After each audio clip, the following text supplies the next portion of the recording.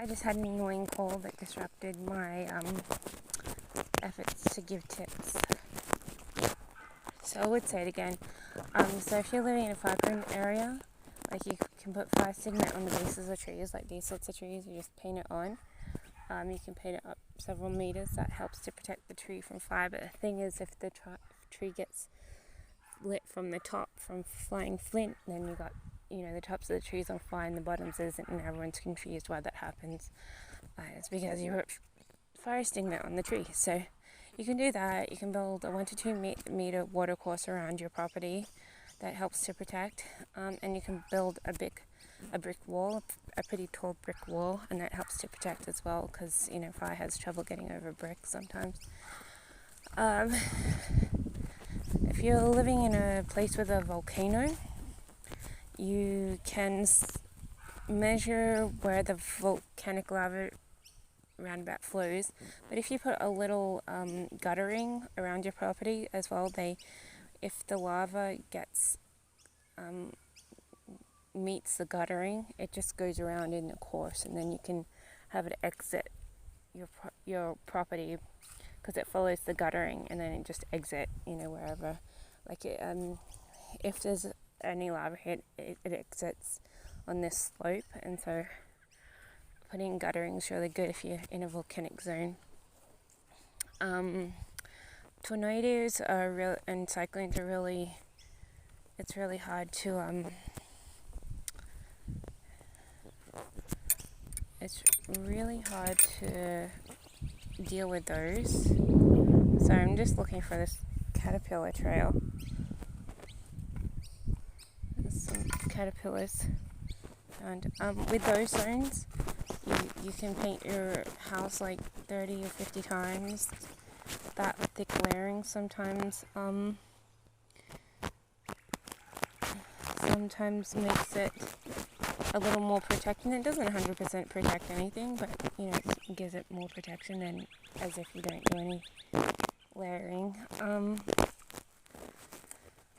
Some people use a mixture of paints. I don't know what they are because I never really found out the mixture of paints, but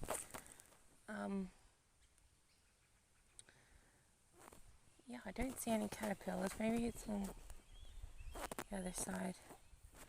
And that sort of helps to sometimes make the paint thicker, and it makes it more weather-worthy. Oh, is this it? Oh, here it is. A bunch of little Spitfire.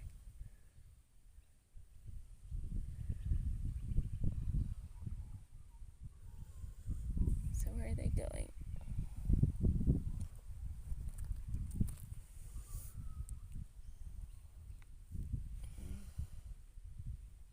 They're ridiculous. So they're coming.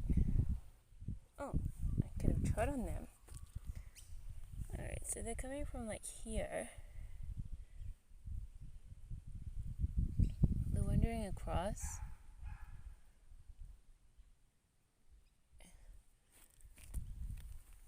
They're going over here, and then they're turning around in this bushy thing. They're really just going around in a circle kind of thing. What silly things. I don't know if they even know what they're doing. Look at them all. Bunch of little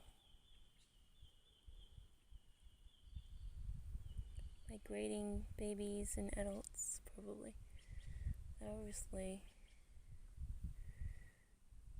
kind of following a retarded leader, I guess.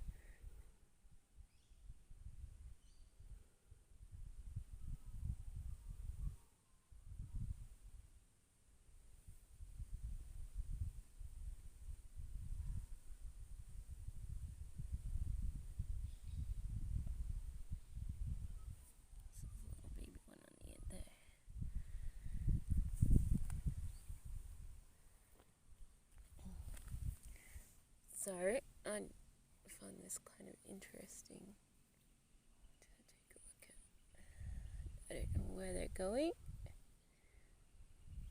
They're obviously going somewhere.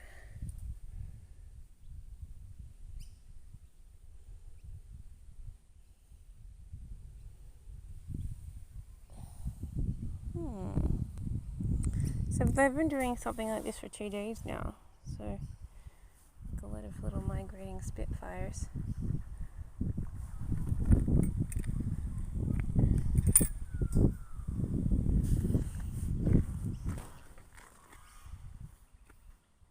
I wonder if that's like a sign. I'll have to look it up because I don't know much about spitfires. I just always thought they were just annoying things which would sometimes hide under wooden seats, and if you sit on it you might get spiked. Anyway, so with tornadoes and cyclones, I guess you can paint your house many layers to try and make it thick.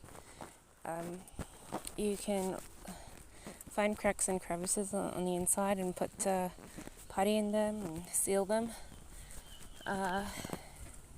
You can protect the windows by putting windproofing on the windows. You can also protect windows by if you have a balcony, by putting plants on the balcony. If you've never potted a Cotoneaster berry bush, you probably shouldn't, but I have before. But the thing is that the bush grows too strong for the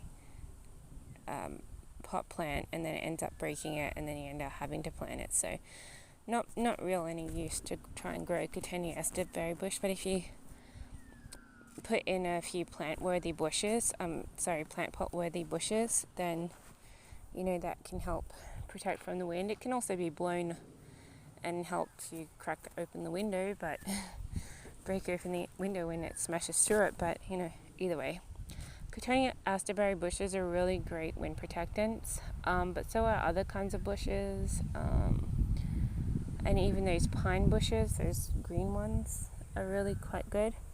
But I like to, my preference is Cotoneaster berry bushes, but the only thing is that animals can't climb through them or anything, so they get stuck on one side, and people scold you for having planted a Cotoneaster berry bush where animals find it very hard, except for snakes, but other animals find it very hard to crawl through them or under them. So if they're stuck on the other side, they won't get that access, and then you'll be the blame for their deaths if they're caught on the wrong side of the river, kind of thing.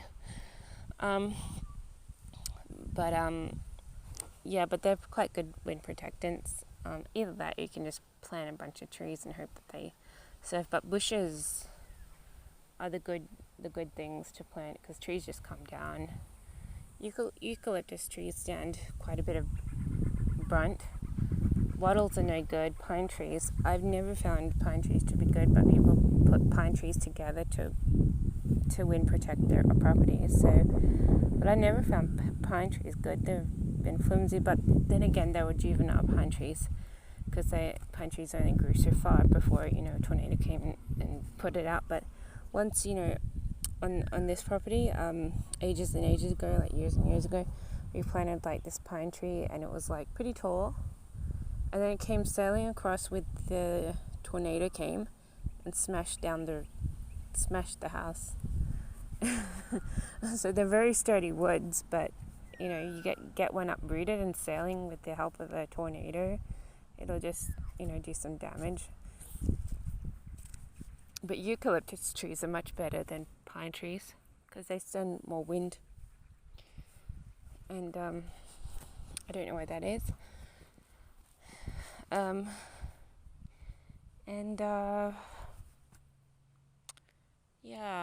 But I don't know, and building protected on balconies, like these, wind protectant things, blinds, are a good idea too.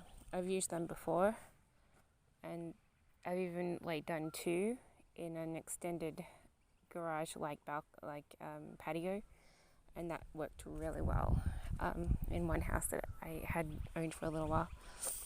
The only thing that threw me out of the house was the fact that it was attached to a free charity giveaway, and apparently they can just chuck you off whenever they feel like it. So, yeah.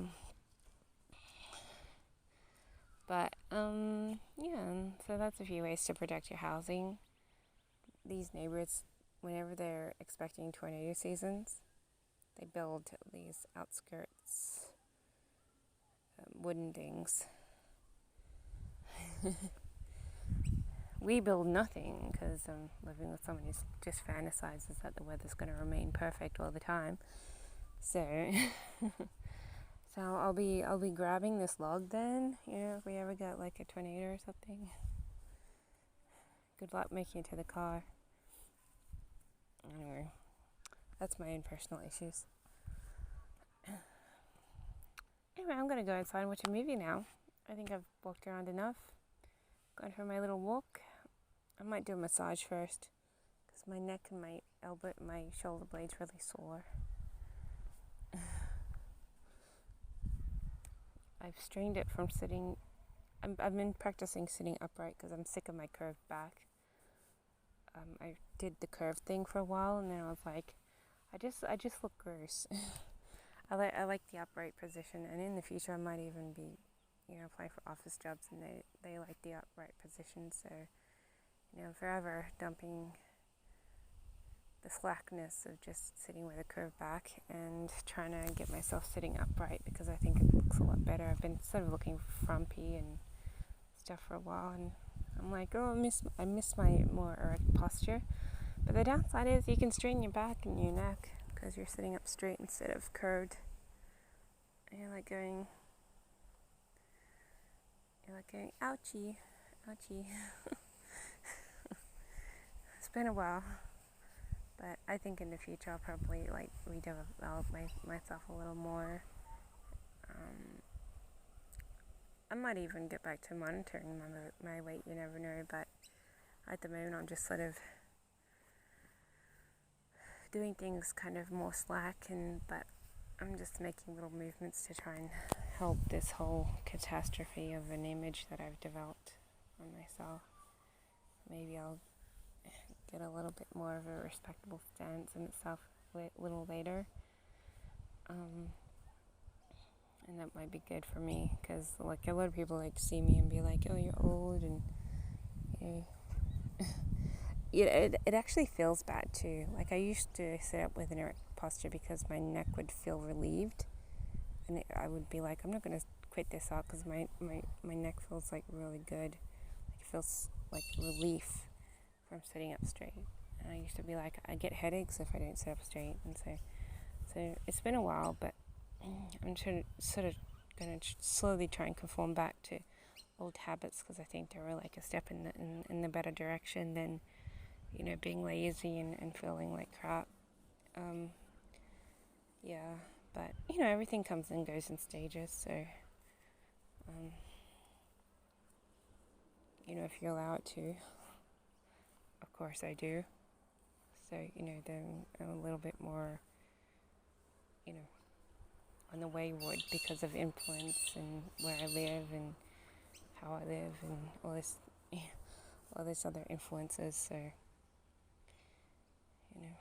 but I do like their straighter back, and I'm like, oh, I miss looking like I have some pride in myself.